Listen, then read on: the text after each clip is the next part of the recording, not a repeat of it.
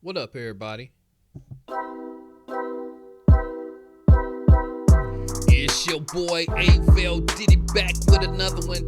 However you got here, whether you already subscribed to the channel, whether I popped up on your news feed, whether somebody told you about me and you're checking me out for the first time. However you got here was meant for you to be here, so I appreciate it. Before I get started, if you could hit that like button and hit that subscribe button for the content. You did it? Cool. Shouts out to everybody who keep hitting that like button, that subscribe button, sharing the content. I truly appreciate it. So to y'all, I like to say every time, thank you. Thank you very much. I truly appreciate it. All right, who we got up? We got that boy Wack100 and Adam22 up. What? Yeah. So everybody has been really focused on the lawsuits that Drake dropped behind the beef, and everybody is giving their opinion, and everybody's saying basically that Drake, if he would have won the battle, he wouldn't have said anything. But since he lost the battle, he is claiming that the record label did for Kendrick what they normally do for him, which is weird. And this is Adam22 and Wack100 giving a breakdown. Well, really, it's Wack giving Adam a lesson in the music industry of what goes on. So let's hear a little bit about what they got to say. Here we go. Saying that you don't buy the Drake lawsuit? You think it's frivolous, or you think it's This is what I'm the saying. product of hurt feelings? Of This course is what it I'm is. saying. He's saying that Universal spent money promoting a song that slandered his name. Right. Right? Okay. Kendrick's a Universal artist under the umbrella. You're a Universal artist. The same entity spent money promoting your song, saying Kendrick's son isn't his, saying Kendrick's best friend and his manager is having sex with his wife. They spent money. Don't leave out, he also said that he beats his woman and they're not together no more because that's why Kendrick lives in New York. Let's continue. Promoting your song as well. The people just catered to Kendrick's song. They thought it was a better song. Both artists reap the benefits of the marketing and the promotion dollars of UMG. So because you didn't come out on top, you're crying about it. The same machine that made you, that grew you, Republic is under UMG. Cash Money, Young Money's under Republic. Drake kept talking about the red button. The red button doesn't just destroy your op. The red button, metaphorically, I think destroys everyone. And I think that Drake is willing. What kind of shit is that, bro? I think he's willing You to use the endure the culture? loss of his rank or his respect by proving that this happens to, like, you know, because if this really goes to court, it's going to blow the doors off so much shit, and we're going to find out that this is happening with so many artists. You'll never be able to prove it. That's the red button. They talking about the red button, and I get where Wack is about to go with this. It's like, how are you going to use the culture to make all of these millions of dollars, never give nothing back, and then turn around and say the culture is cheating you, the inside of the culture is cheating you, the record labels is cheating you because you lost a battle. Everything that Drake is doing right now is just reminding us that he's not even American. You feel me? He ain't even American. So what can we expect? I've been saying this for years when I used to hear Drake with his little slick diss on American artists and all of that. I just was like, okay, I just took note. But the way he moves, we all know that this is not how an American hip hop artist move. So we can't be surprised about these moves that Drake is making right now. Let's continue. Button. How could they not prove it? There's got to be all kinds of invoices and payments. UMG's way too big to have this all be underhanded, First right? of all, let's break it down. Let me start with something you understand. No Jumper could be equivalent to UMG in podcast world, right? And then under No Jumper, right, there's the 100 show, Okay. right?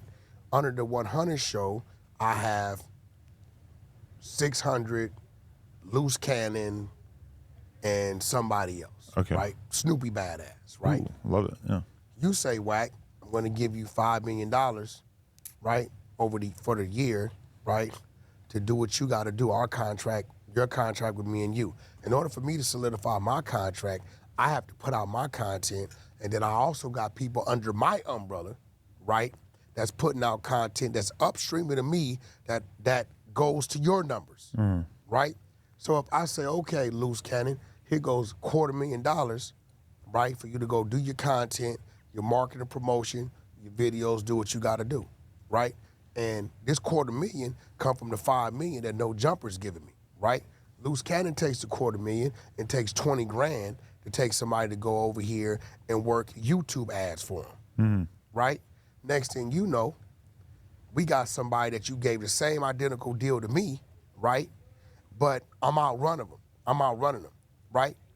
He's saying, oh, I'm gonna blow the whistle, Whack them doing this. Bro, once I give this money to the people that's contracted to me, I don't know what companies, what they're going out doing. I'm just looking at the numbers, turning in what I gotta turn into you so I can recoup these monies and I can break even and we can start cutting it up.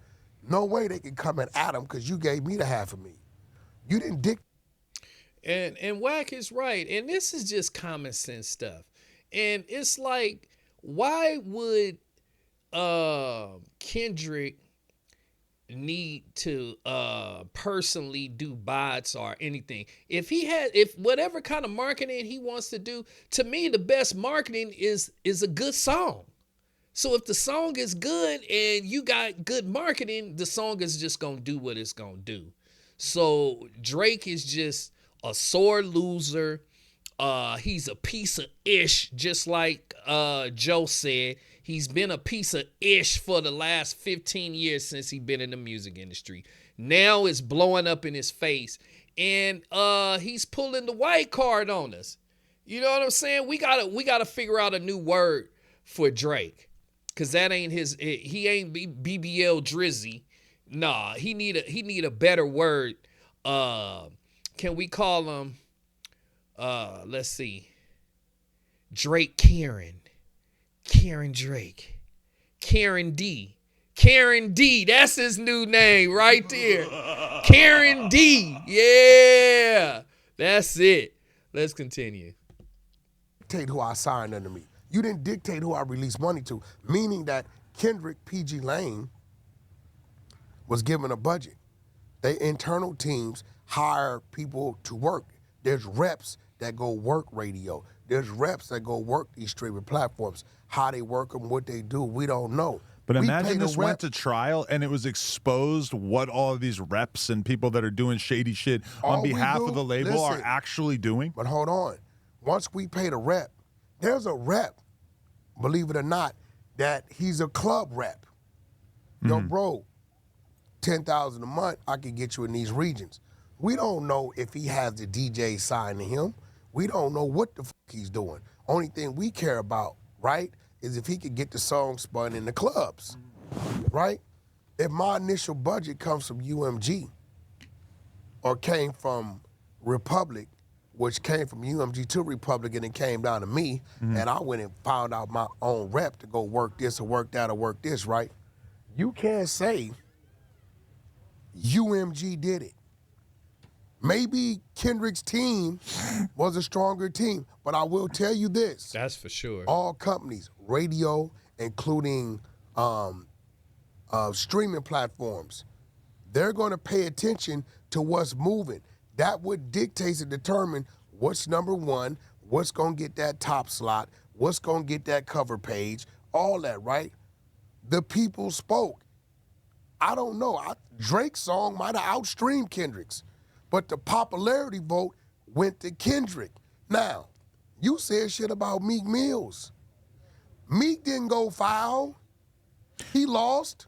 But to be fair, these are very different levels of diss songs because what's the worst thing that he said about Meek Mill in Back to Back? Bro. Is this the world tour? Is this your girls tour? Like, what the fuck is that? That don't mean nothing. We all thought that shit was hilarious. If somebody told you your daughter wasn't yours and your wife is having sex with fucking Josh. Well, not Josh, but whatever. And not only that, Wack keep leaving it out. He also said Kendrick Lamar was a woman beater. He said he beats his woman and they're not together anymore because he likes being in New York. Let's continue. No, remember, he said his manager, which is his best friend. I know. That's Kendrick's best friend, his manager, right? Right.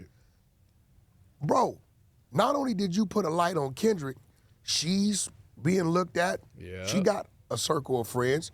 He's being looked at. All of this can be considered slanderous. And guess what? There's going to come a time, and you know this because we talked about this, that Kendrick's child is going to become of age and meet a little asshole Cass Jones in the class.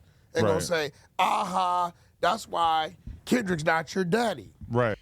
Now, this part is like, his kids is so young. About time they become in junior high school, this won't even be talked about like that.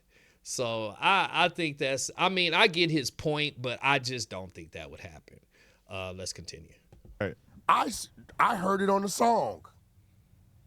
I think Kendrick's going to have to get his kid ready for some light teasing, you know. Stop acting like Drake.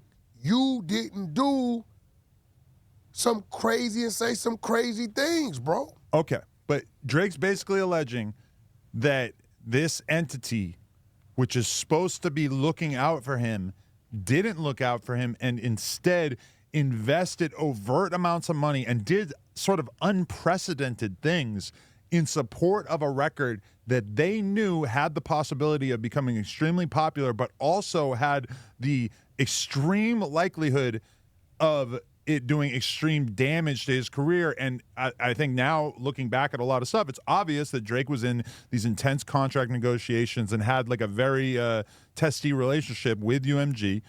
And I can only imagine if like, let's say No Jumper Records and Lefty Gunplay are both signed. Adam tripping because he's not mentioning the fact that whatever they did for Kendrick, they did for Drake. It goes both ways. He acting like it's a one-way street. Whatever they did for Kendrick, they did for Drake. Whatever they did for Drake, they did for Kendrick because they're benefiting both ways.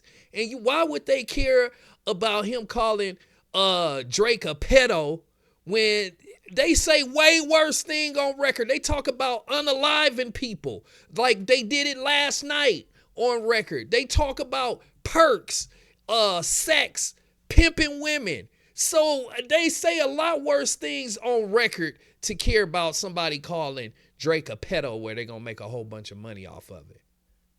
Let's continue. Under the same label, and we're beefing. I'm going to give you an even better one. And they decide that they're going to support his records to an extent that they're not supporting my records to make me look bad, to hurt my legal situation. No, we're not doing that. It doesn't seem like this is a fair comparison. Wack100, Adam has 50% of. Brick Baby, Adam has 50% of. I'm just saying this, right? This is a good example. Wack and Brick decide they're going to get in the ring and they're fighting till somebody can't move. Musically. We decide that, whatever it is. Okay. We're both signed to you. Right. As a company, your money coming regardless. Yeah. Because whether Drake wins or loses, you're making money off the stream. Whether Kendrick wins or loses, you're making money off the stream. You two decided to go to war with one another. UMG ain't gonna be there, oh no, I don't think you guys should do this. They gonna sit back, it's great for the culture, urban music is down, we're gonna spend the money we're gonna spend on you, we're gonna spend the money we're gonna spend on him. Yeah. But if yours start moving, you're moving, business-wise, we're gonna double down support on what's moving. They're both under the same umbrella. Okay, but if you and Brick are beefing, and let's say you're a rapper too. You're not gonna say Wack don't knock him out or Brick don't hit him in the mouth. You getting 50% of the bag on both sides anyway. We decided as men to get in this ring. Okay. Now, Wack made the perfect point, and that's gonna be the argument that is in court with Drake and UMG.